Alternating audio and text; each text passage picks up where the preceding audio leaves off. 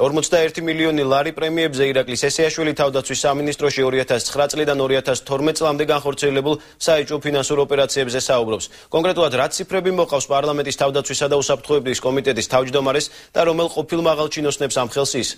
თემაზე საუბარს თამთა ჯანაძე განაგრძობს.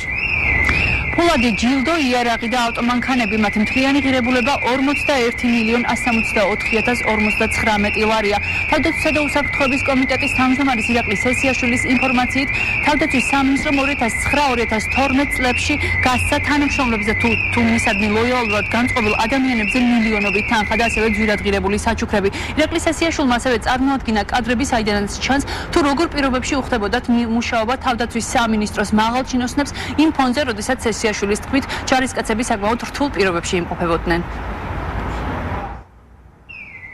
2009 წლის სექტემბრიდან 12 წლის ოქტომბრის ჩათვლით დაახლოებით 41 მილიონი იქნა პრემიების სახით ჩამორიგებული, რა თქმა უნდა, ძირითადად ეს მინისტრები და მოადგილეები და დეპარტამენტის ხელმძღვანელები იღებენ, ხოლო გამონაკლის შემთხვევაში იყო ჯარისკაცებისთვის ერთი ნაწილისთვის დარიგებული, მათ შორის გაერთიანებული შტაბის უფროსმა აიღო 267,000 3 წლის განმავლობაში, მისმა მოადგილემ ბატონმა გიორგი კალანდაძემ 200,000.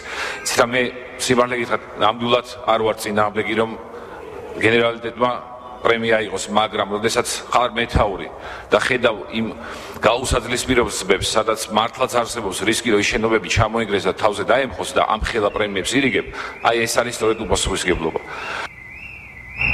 დეპუტატი ნუგზარ ერთ-ერთია იმ ადამიანებიდან, ვინც თავდაცვის სამინისტროსგან იარაღის სახით იარაღი მიიღო საჩუქრის სახით. ნუგზარ ციკლაური აცხადებს, რომ ეს მისთვის არის ძალიან ჯილდო, მაშინ როდესაც საპარლამენტო უმრავლესობაში აცხადებენ, რომ მიუხედავად ყველაფრისა, ისინი თავდაცვის სამინისტროს მორალური უფლება არ ჰქონდა შეექმნა ასეთი პირობები თავდაცვის სამინისტროს მაღალჩინოსნებისთვის და გაეცა მსგავსი ფულადი საჩუქრები და ასევე იარაღი, მაშინ როდესაც რიგით ჯარისკაცებს საკმაოდ რთულ პირობებში უხდებოდათ მუშაობა. ეს არის ღია ინფორმაცია, ვის რა საჩუქარი გადაეცა, ჩემთვის არის უცნობი. მე დიახ თავდაცვის სამინისტროსაგან მივიღე ოფიციალურად ბრძანებით ჯილდო, ეს გახლავთ იარაღი და მე ვამაყობ იმითი, რომ ჩემი ქვეყნის თავდაცვის სამინისტროსაგან ამგვარი ჯილდო მაქვს მიღებული. ბუნებრივი არ არის იოლად მოსასმენი, როდესაც ისმენ ინფორმაციას, რომ თავდაცვის სამინისტრო, რომელიც ერთ-ერთი ძირითადი და საკვანძო სამინისტროა, თანხები იხარჯებოდა არამიზნობრივად, რატომ უნდა აჩუქო ბიუჯეტის ხარჯზე დეპუტატებს, იგივე ბატონ მინაშვილს ან სხვებს არ სჭირდებოდათ ის იარაღი, რომელსაც რამდენიმე ასეულობით 1000 თანხა გაიხარჯა ამისთვის ბიუჯეტიდან. დეპუტატების გარდა საჩუქრები მიიღეს საზოგადოებისთვის კარგად ცნობილმა ადამიანებმა. ვინ არიან ეს ადამიანები და რას ფიქრობენ დღეს ისინი თავდაცვის სამინისტროს საჩუქრებთან დაკავშირებით? ამას ჩვენი 9 საათიანი გამოშვებიდან შეიტყობთ.